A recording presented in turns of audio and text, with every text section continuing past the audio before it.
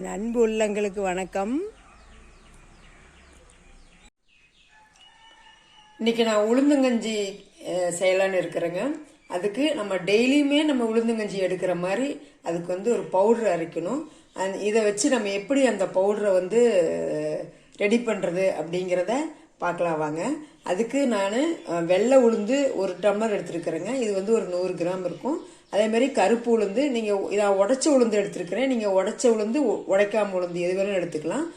இதே டம்ளரில் 1/4 டம்ளர் பச்சரிசி எடுத்துருக்கிறேங்க. அப்புறம் ஒரு 3 ஏலக்காய். இதை நம்ம வறுத்துடலாங்க. அதை எப்படி பண்ணலான்னு பார்க்கலாம் வாங்க.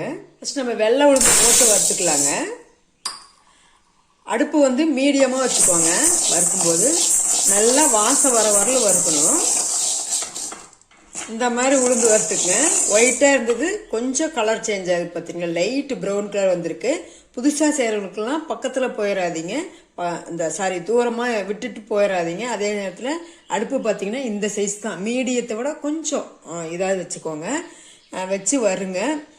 இதை வறுக்கும் போதே வாசம் வரும். புதுசாக செய்கிறவங்களாம் வாசம் உளுந்து வறுத்துச்சுன்னா வாசம் வரும். அதை வச்சு நம்ம வறுபட்டுச்சுன்னு நினச்சிக்கலாம். ஓகே, இதை எடுத்து கொட்டிக்கலாங்க. அடுத்து இந்த கருப்பு உளுந்தை போட்டு வறுத்துக்கலாங்க. இதில் நாங்கள் வீட்டில் உடைச்சது தான், தோட்டத்தில் போட்டு உடைச்சது. இதெல்லாம் கல் மண் இதெல்லாம் இல்லாததான் நான் எடுத்து வச்சிருக்கிறேன். நீங்கள் இதில் கடையில் வாங்கினீங்கனாலும் அப்படியே ஒரு டைம் நல்லா க்ளீன் பண்ணி எடுத்து வச்சுக்கோங்க. இதையும் அப்படிதான் வாசம் வர வரல வறுக்கணும். இதுவும் வறுபட்டுச்சுங்க. இதேமாரி இந்த கருப்பு உளுந்து வறுபட்டாலும் நல்லா வாசம் வரும். கலர் பாருங்க, லைட்டாக அப்படி சேஞ்ச் ஆகணும். ரொம்ப கலர் மாற விட்டுறாதுங்க, ஏன்னா கருகி போச்சுன்னா கஞ்சி நல்லா இருக்காது. அடுத்து நம்ம அதே டம்ளரில் 1/4 டம்ளர் பச்சரிசி, ஒரு 3 ஏலக்காய் நல்லா வாசனைக்காக. அதுவும் இந்த ஏலக்காய் போட்டோன்னு வச்சுக்கோங்க, நமக்கு மூளைக்கு ரொம்ப அமைதியாகவும் இருக்கும். அதே நேரத்தில் சுறுசுறுப்பாக ரொம்ப ரெஃப்ரெஷ்ஷாக இருக்குங்க. இப்போ அந்த அரிசியும் நல்லா காஞ்சிச்சுன்னா பொரிஞ்சு வருங்க. அந்தளவு நமக்கு தேவையில்லை. இந்த மாதிரி வந்தாலே போதும், எடுத்துக்கலாம். இப்போ நம்ம 3 நல்லா வறுத்துட்டோங்க, 3 பொருட்களையும். இது ஒரு 10 நிமிஷம் ஆறுட்டுங்க. ஆறுனதுக்கப்புறம் நம்ம மிக்சியில் போட்டு அரைச்சிக்கலாம். ஒரு 10 நிமிஷம் நல்லா ஆறிடுச்சுங்க. ஆறுனதுக்கப்புறம் நான் மிக்சியில் போட்டு அரைச்சிட்டேன். இந்த மாதிரி அரைச்சிக்கோங்க. ரொம்பவும் நைஸாக வேண்டாம், கொஞ்சம் லைட் கையில் தேய்ச்சோம்னா கொஞ்சம் நறுன்னு இருக்கிற மாதிரி அரைச்சிக்கோங்க. ஏன்னா ரொம்ப இதாக அரைச்சோம்னா ரொம்ப கூலாட்டம் இருக்கும். உளுந்தங்கஞ்சிக்கு நம்ம ரெடிமேடாக எப்படி பாகு தயாரித்து வச்சுக்கலாம் அப்படிங்கிறத பார்க்கலாங்க. இதுக்கு நான் 1/2 கிலோ கருப்பட்டி எடுத்துருக்கிறேன். நீங்கள் வெல்லமெல்லாம் போடக்கூடாது, நாட்டு சர்க்கரையும் போடக்கூடாது. இந்த மாதிரி கருப்பட்டியே போட்டுக்கோங்க. கருப்பட்டி மட்டும்தான் எடுக்கணும். அல்லது பனங்கருப்பட்டியாக இருக்கலாம், அல்லது சாதாரணமான கருப்பட்டியாக இருக்கலாம், எடுத்துக்கலாம். ஏன்னா கருப்பட்டி போட்டால் தான் உளுந்தங்கஞ்சிக்கு உடம்பு நல்ல ஸ்ட்ரென்த்து பலங்க. இதை நம்ம இதை காய்ச்சி எடுத்துக்கலாங்க. இதுக்கு நான் ஒரு 3/4 டம்ளர் தண்ணி எடுத்துருக்கிறேங்க. இதை ஊற்றிக்கலாம். இதை காய்ச்சிட்டு வந்துடலாங்க. இந்த மாதிரிங்க கருப்பட்டி நல்லா கரைஞ்சு கருப்பட்டி கரைஞ்சி முடிஞ்சதுக்கப்புறம் இந்த மாதிரி நல்லா குபு குபு குபுன்னு நல்லா பொங்கி வருங்க, தலைன்னு பொங்கி வரும். இப்போ இந்த மாதிரி நுரக்கட்டி வரும்போது வந்ததுக்கப்புறம் ஒரு 2 நிமிஷம் இந்த மாதிரி நுரக்கட்டியே வரணும். ஒரு 2 நிமிஷம் நல்லா காய்ச்சினா போதுங்க. ரொம்ப முருகலாவெலாம் நீங்கள் காய்ச்ச வேண்டாம்.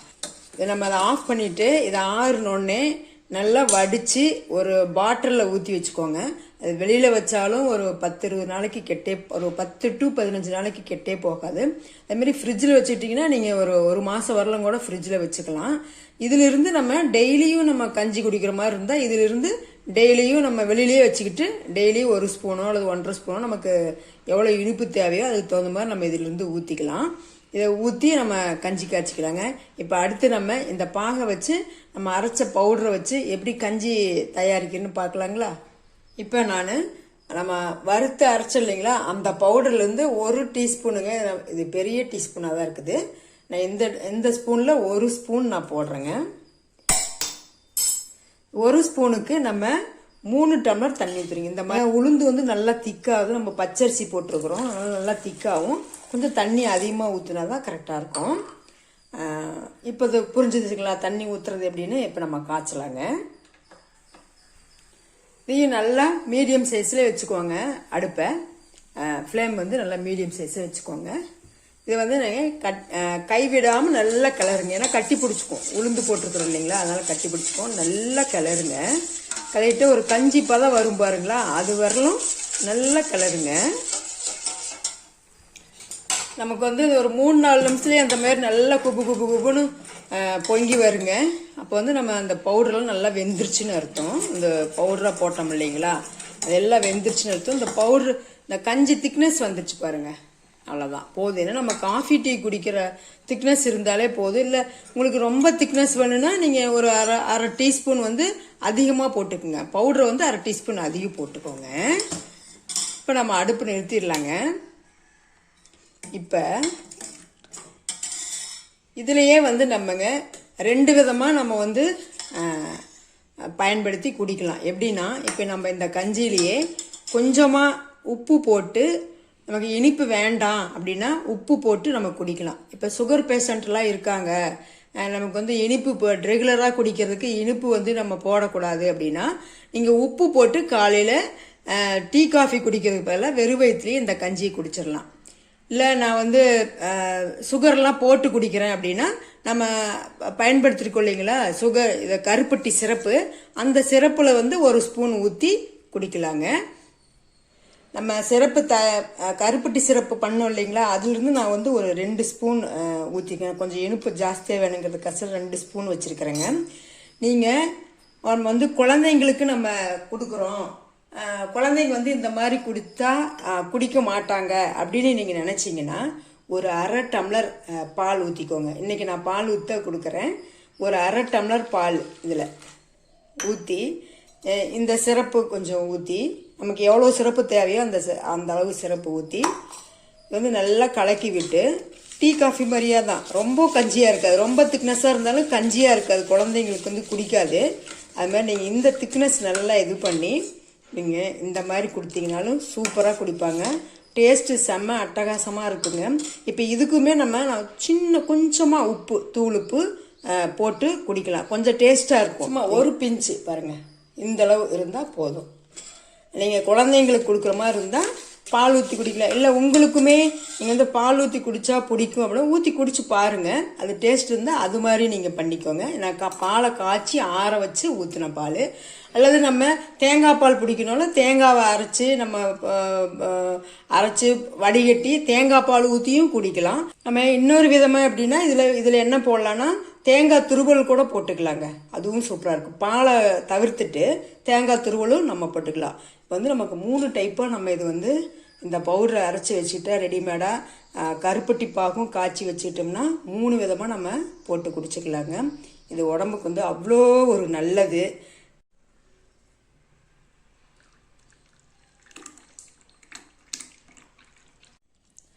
நமக்கு உளுந்தங்கஞ்சி சூப்பராக ரெடி ஆயிடுச்சுங்க.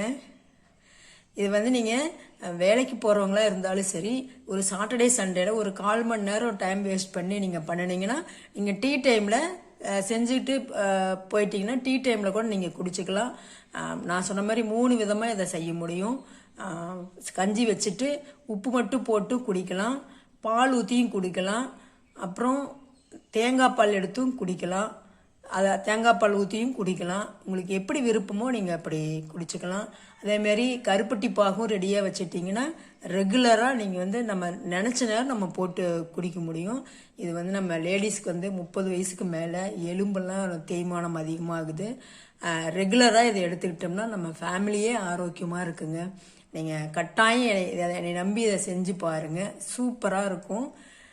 செஞ்சு பார்த்துட்டு டேஸ்ட் பண்ணி பார்த்து எப்படி இருக்குன்னு கமெண்ட் பண்ணுங்கள். ரொம்ப டேஸ்ட்டாக இருந்தால் சப்ஸ்கிரைப் பண்ணுங்கள், உங்கள் ஃப்ரெண்ட்ஸ் ரிலேட்டிவ்க்கு ஷேர் பண்ணுங்கள். தேங்க்யூ.